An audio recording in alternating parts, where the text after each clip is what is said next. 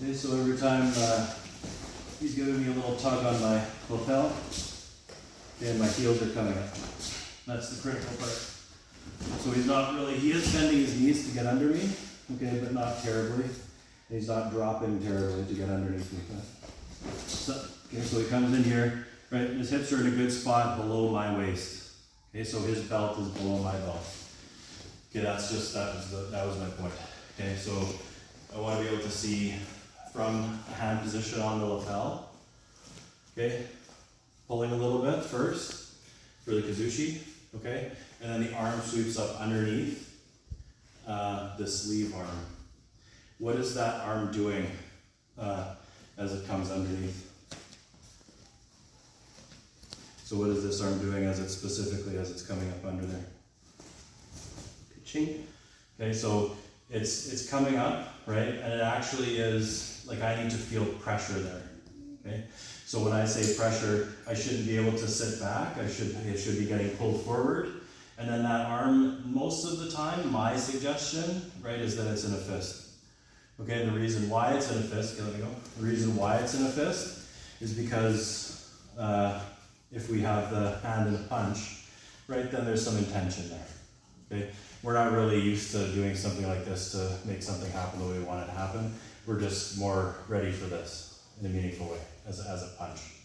Okay, so that's why as soon as I come off of here to let go, as soon as I let go of that, right, I'm making my fist, okay? And the reason is because I'm coming through. So I'm not like this, I'm actually like this. So the arm has a bit of a gooseneck to it, okay? And the reason for that is because when I do this is weak and this is weak. When I do this, it automatically gives something to my bicep and tricep, okay? It stiffens up these extensors and flexors in a certain way in the forearm, so it's just more ready, okay? I'm just more ready to make my move, okay? So it tends that if you kind of come like this, then there's a bit of this that happens, and then the whole thing's just kind of floppy.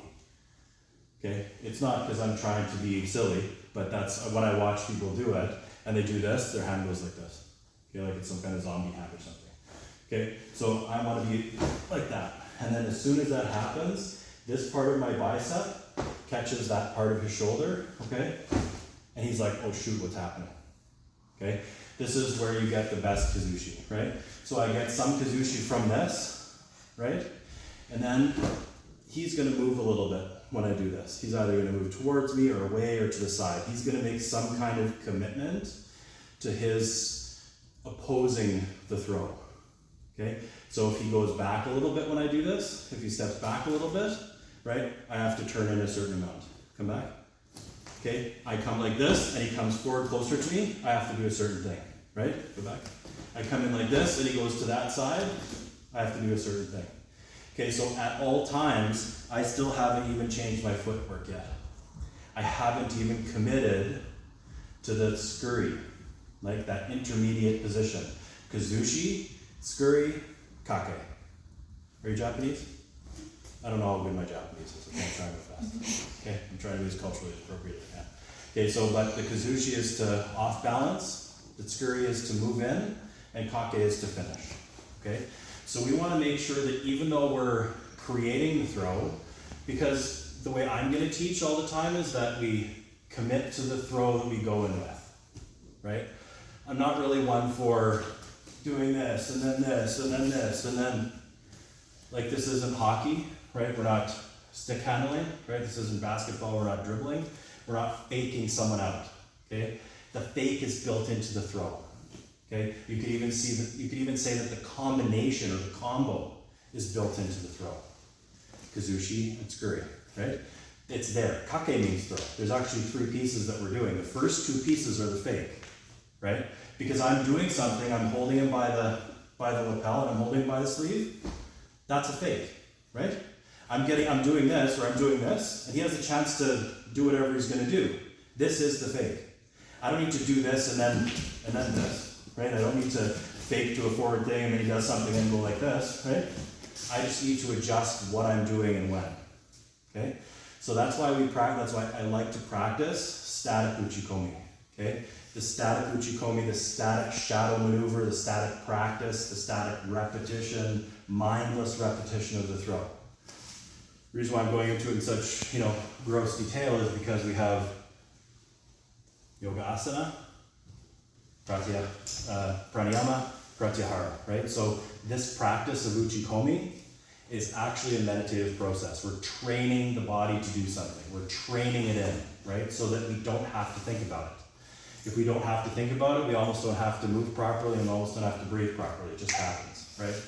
Because we can get that suspension of ego. If I haven't done this enough times, if I haven't done this a million times, like a million times, I'd be like, oh, that one felt bad. Oh man, every time I do this, I'm such a piece of shit, I can't do it.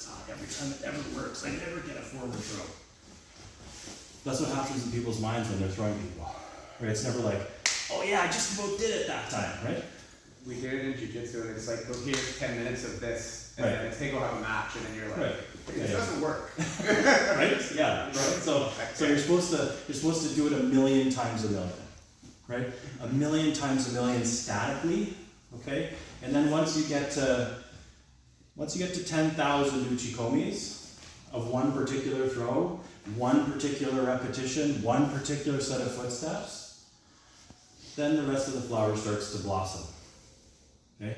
That does happen, it can happen, okay? But we have to have that repetition.